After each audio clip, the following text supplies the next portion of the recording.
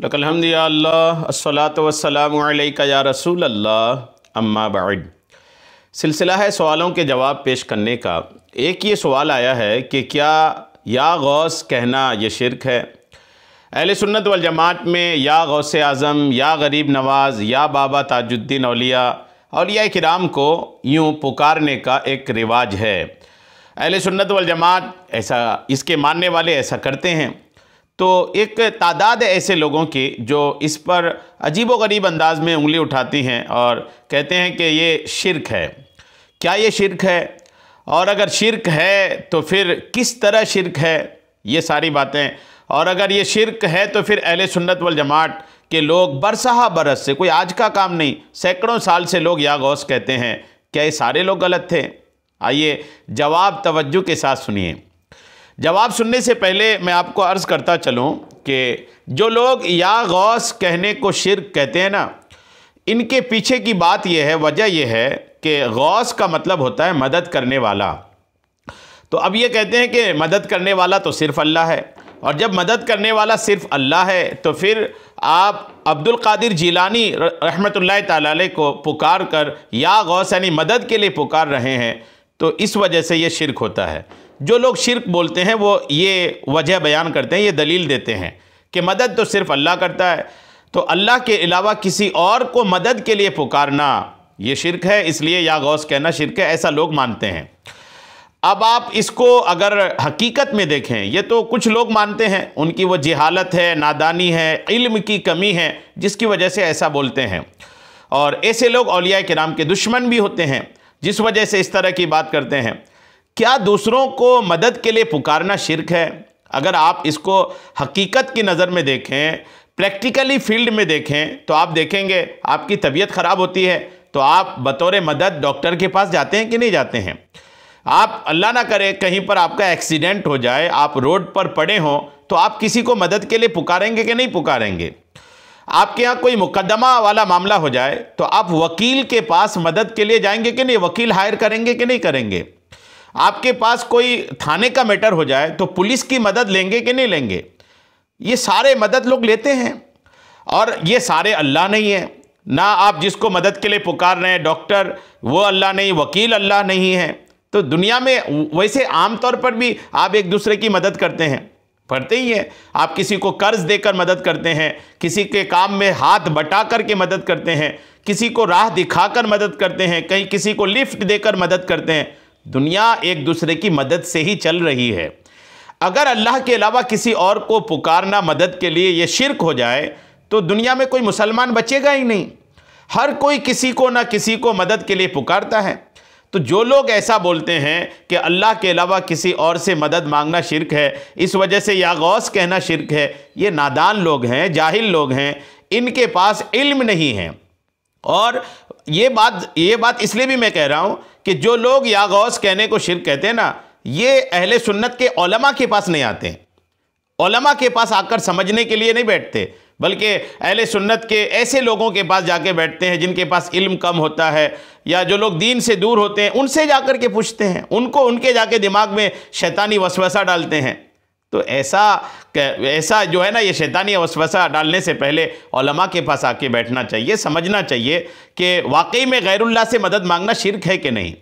ये तो मैं कोई दुनियावी बातें मैं आपको अर्ज़ किया। अब आइए कुरान और हदीस की तरफ। मैं कुरान और हदीस से भी इस बात को साबित करता हूँ कि अल्लाह के अलावा किसी और से मदद मांगना शिरक नहीं है।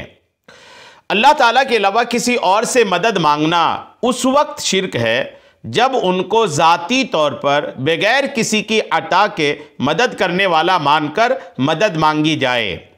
यानी किसी से अगर इसलिए मदद मांगना कि अल्लाह की ताकत दिए हुए ताकत से नहीं, बल्कि ये खुद से मेरी मदद करेगा, तब तो शिरक होगा।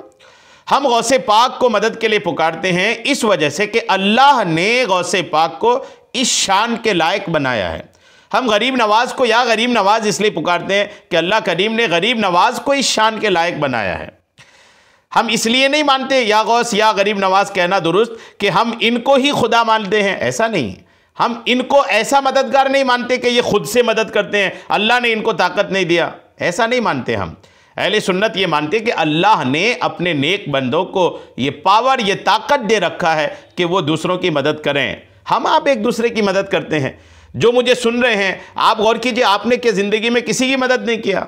लोग मदद करते हैं एक दूसरे की, और जब एक दूसरे की मदद लोग करते हैं तो मदद करने वाले लोग एक दूसरे की करते हैं, तो मदद करने वाला क्या खुदा हो गया? और जो मदद ले रहा है क्या वो मुशरिक हो गया? हरगिज़ नहीं। अगर मदद करने वाला खुदा हो जाए यूँ आम दुनियावी तौर पर, या मदद लेने वाला शिर्क हो जाए, तो फिर तो कोई बचेगा ही नहीं ना। तो ये मानना पड़ेगा कि अल्लाह के अलावा दूसरे को अगर मददगार अल्लाह की दी हुई ताकत से मानते हैं तो ये शिर्क नहीं है। और अगर ये याद रखिएगा कि अगर लोगों को, किसी को भी आप पुकार रहे हैं, अल्लाह के वली को पुकार रहे हैं और ये समझकर मदद मांग रहे हैं कि उन्हें इसलिए पुकारा जा रहा है कि अल्लाह ने मदद करने की ताकत दिया है, अगर अल्लाह चाहे तो मदद करेगा, अल्लाह नहीं चाहे तो मदद नहीं करेगा, ये सोचकर अगर मदद मांगते हैं तो ये शिर्क नहीं है, बल्कि ये कुरान और हदीस के मुताबिक साबित है। और मुसलमान इसी एतकाद के साथ, इसी अकीदे और सोच के साथ अल्लाह वालों से मदद मांगते हैं। ये हकीकत में उन्हें वसीला बनाना है। मदद करने वाली ज़ात तो अल्लाह सुब्हानहू ताला ही की है, बिला वास्ता वही मदद फरमाता है, और इन वसीले को कबूल करके भी अल्लाह करीम मदद फरमाता है।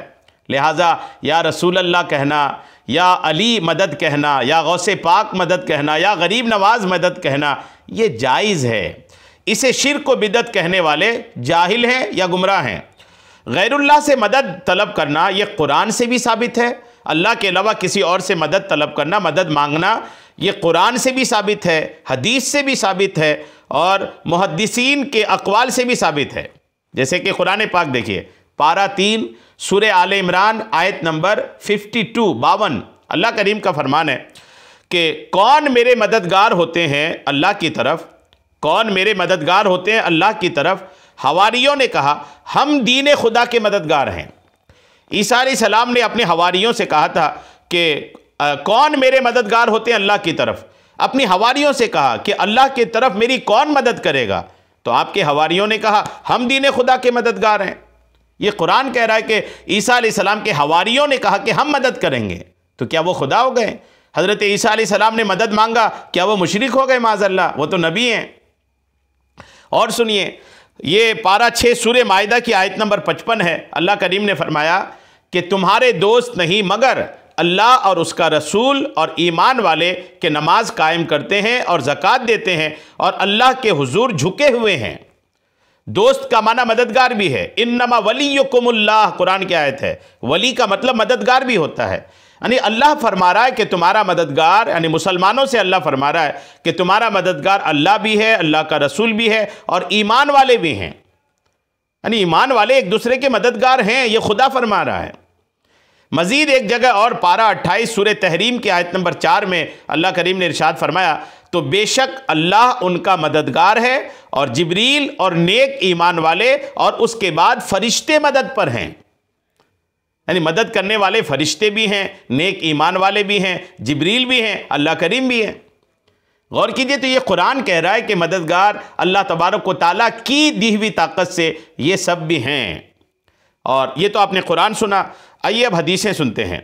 इमाम नसाई ने, इमाम तिरमिज़ी ने, इमाम इब्न माजा, इमाम हाकिम, इमाम बहक़ी, इमाम तबरानी ने, ये सारे मुहद्दिसीन ने अपनी अपनी किताबों में ये रिवायत ज़िक्र की है कि नबी पाक अलैहिस्सलाम ने हज़रत उस्मान बिन हनीफ़ साहबी रसूल रदियल्लाहु ताला अन्हु को अपनी हाजत पूरी करने के लिए नमाज पढ़कर एक दुआ करने की तालीम फरमाई।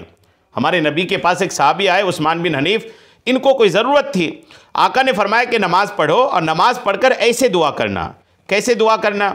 हदीस पाक का जुमला है, दुआ ऐसे करना। आका ने उनको फरमाया दुआ ऐसे करना कि ए अल्लाह, मैं तुझसे सवाल करता हूँ और तेरी तरफ तेरे नबी मोहम्मद सल्लल्लाहु तआला अलैहि वसल्लम के वसीले से मुतवज्जे होता हूँ। या रसूल अल्लाह, मैं आपके वसीले से अपने रब की तरफ अपनी इस हाजत के बारे में मुतवज्जे होता हूँ, ताकि आप ये हाजत मेरे लिए पूरी फरमा दें। गौर कीजिए, अल्लाह के रसूल ने ऐसी दुआ तालीम फरमाई। बहरहाल हदीस भी मेरे पास बहुत सारी है और कुरान की आयतें मैंने सुना दिया है, और अकल में आने वाली बात भी मैंने कह दिया है कि एक दूसरे की मदद दुनिया वाले करते ही रहते हैं। यह समझने वाली, आसानी से दिमाग में आने वाली बात है।